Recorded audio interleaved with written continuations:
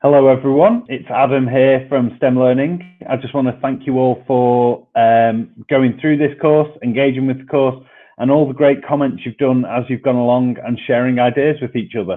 I know both myself and Tim have enjoyed reading through these comments and also seeing the questions you have, and we're hoping to answer some of those today. So without further ado, we'll make a start. The first one is a question from Mark, who is going from teaching geography to science, so welcome to the club. But he's asking about whether there are some approved practical demonstrations that exist, maybe online or with exam boards and various other things. Now, obviously, there are the required practicals that come with the exam boards that you can do and going through, and obviously there are with AQA, there are some set ones. With OCR, you've got more of a sort of range of things you can do there. But what we would advise is that you use things like the CLEAPS website that have good practical demonstrations on there, but you also use things from places like the Institute of Physics, Royal Society of Chemistry and Biology. But one thing we would advise against is don't go looking on YouTube for good science experiments, because some of them have not been safety checked. And although they look very good and interesting, you're sort of opening yourself up to various health and safety issues there if you go that way. But there are tons of things out there for good practical demonstrations. And I know on some of our other online Future Learn courses, we recommend some, and we also demo some as well as our face-to-face courses. So please have a look there, but mostly stick to CLEAPS and official organisations for those. And I shall pass over to Tim now, who will answer our next question. Hi everybody. So next question comes from Bella, and that is to the course educators regarding microscale experiments. Can you do the microscale electrolysis of concentrated sodium chloride solution on a microscale setup similar to that we had in the video? Yes, if you recall the video, we were doing electrolysis in a Petri dish using some carbon rod electrodes and just a couple of drops of the electrolyte. And because of the scale that we're doing this, you absolutely can use that setup for the electrolysis of any solutions that you're likely to come across and use in schools, simply because the production of any of the products is on such a small scale that even if you do have chlorine, for example, as a product, the amount of gas that's actually given off from that experiment is incredibly low. Our next question comes from Habib, and that is there a microscale practical for preparing ethyl ethanoate from the BTEC Applied Science course on STEM Learning? And the simple answer is yes. If you search on our resources page for microscale esters, you will find a very useful resource produced by the Royal Society of Chemistry on microscale esters. The one in particular you wanted to make ethyl ethanoate, there is an example on there, but there's a variety of simple esters which you can make in the microscale using very small vials and hot water as a water bath in order to produce small volumes of esters. Okay, our next question is from Priyanka, who is asking about practical work, but online practical work, especially in the world we are currently living in. So one thing that we did suggest in the comment section is PhET Simulations is a very, very good website that has lots and lots of interactive demonstrations across biology, chemistry, physics. There's maths ones in there as well. There is a link to that in the comments, but basically the website is phet.colorado.edu, all one word. But also as well, we have our Future Learn conference, which is basically looking at it's an online course, Teaching for Home Learning, Secondary Science, which has got lots of resources there that can help you basically support home learning when you're teaching online. So please do have a look at that. But once again, there are lots of things out there, but the one big one that is very useful across all three sciences definitely is PhET. Okay, so our next question comes from Lorraine. We've moved on to topic 2, the teaching and learning for practical sessions. And Lorraine's question is that she will be supporting teaching and learning in year 7 from September onwards. And can we recommend any courses that would be beneficial, to me in providing this support, probably leveled at Key Stage 2, Key Stage 3 learners? We do. We have a range of remote delivery courses, which we will be firing up again from September. So they'll be open for booking, we would imagine, from the middle of August onwards. And the ones I would recommend are teaching Key Stage 3 biology, teaching Key Stage 3 chemistry, and teaching Key Stage 3 physics. And those are remote delivery courses. So we use the Adobe Connect platform, and you can access the material at a specific time. You will have taught sessions of around about an hour long, and then some gap tasks to do in between those sessions. So our next question is from Beth, and thank you for the very kind comments you've put there, Beth. Now, Beth's a technician, and she's wondering, how is it best to assist teachers? I'd just like to start this off by saying technicians are the best resource ever in the science department. You're the invaluable ones, I think. And without support from technicians, I think a teacher's life is incredibly difficult.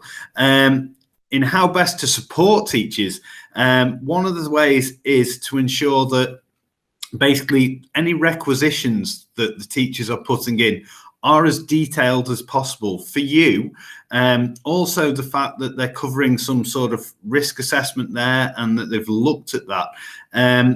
Basically, then it reduces the chance of you having to go in to see that teacher to say, what do you mean by X, Y, or Z?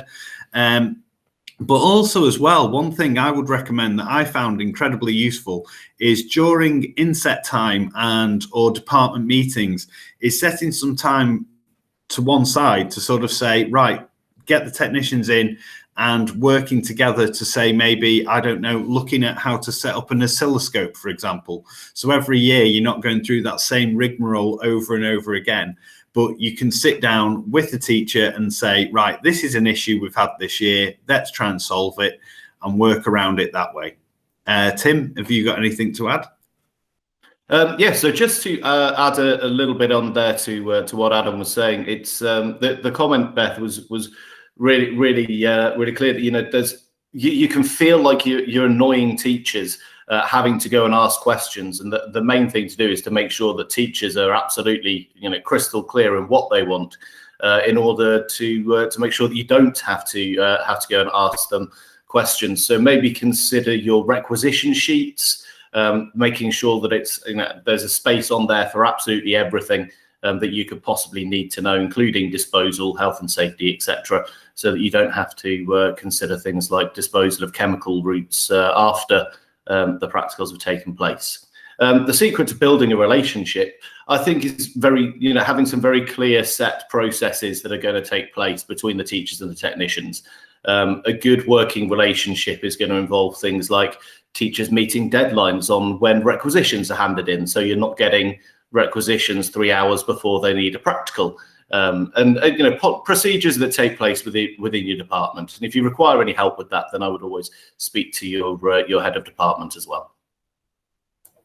Our next question is from Priyanka again, and you're asking about practical work being exciting, although students can lose focus if an experiment doesn't work well, especially in the case of biology experiments, you say there. Now, as a physicist, I disagree. I would say quite a lot of physics experiments tend not to work well, especially things like electrical circuits, for example. And I know quite a lot of teachers spend a lot of their time going around trying to get electric circuits just to work for students. 95% of teaching the electricity topic, I think, is teachers going around trying to get kids to have working circuits.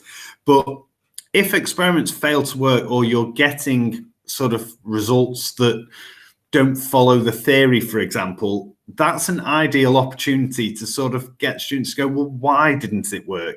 What was it about this? What were you expecting? So if you're trying to prove Ohm's law, which has been proven for the last 200 years over and over again by millions of students, if you can't prove Ohm's law, that's probably a better thing, because students are just going through, sort of jumping through hoops to prove something that we know is going to be proven. But if it doesn't work, why didn't it work? And then it sort of deepens that understanding of, well, if you can explain why it's not worked, you obviously understand this. So it's going back to that to look at, well, why didn't it work?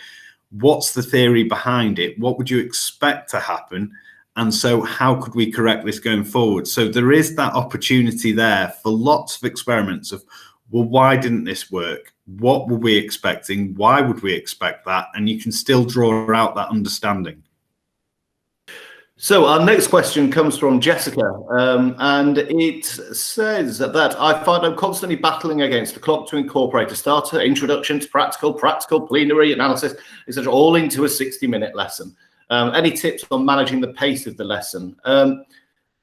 There's a number of ways that you can do this, and it's going to depend quite a lot on the ability level of the classes that you're working with.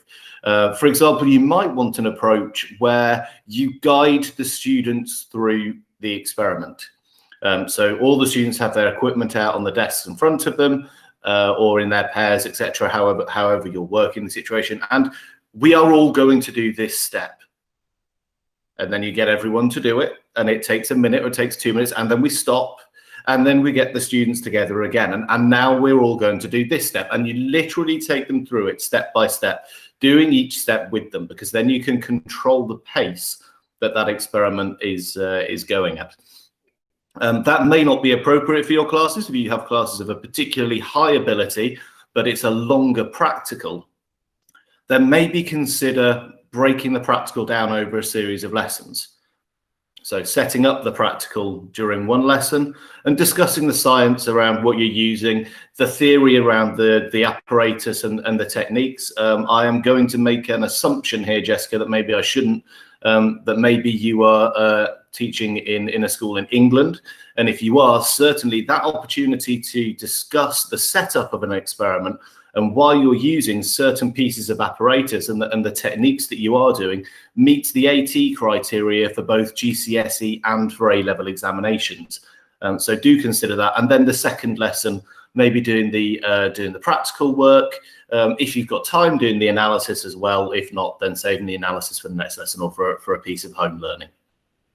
So our final question from this course comes from Shilpa, and it says, thank you very much for your kind comments. I've learned a lot from this course, in particular rotational classrooms flexibility. The questions regarding an online website where students can complete questionnaires on health and safety, doing practicals or recap of remembering different types of equipment.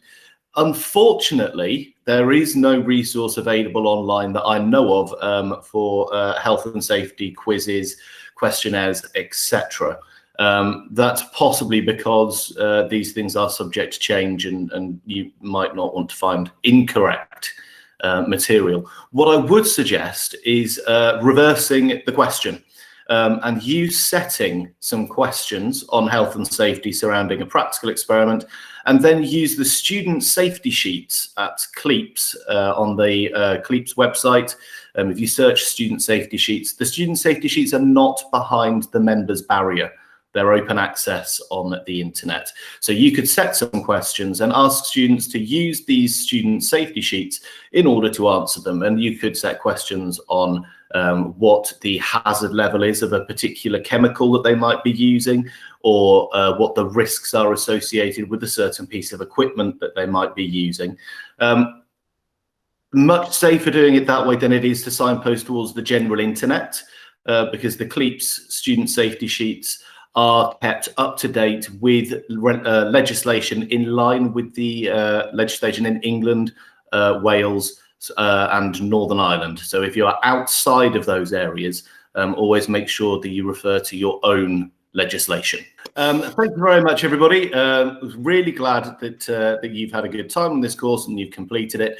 We look forward to seeing you on other online courses in the future. Take care.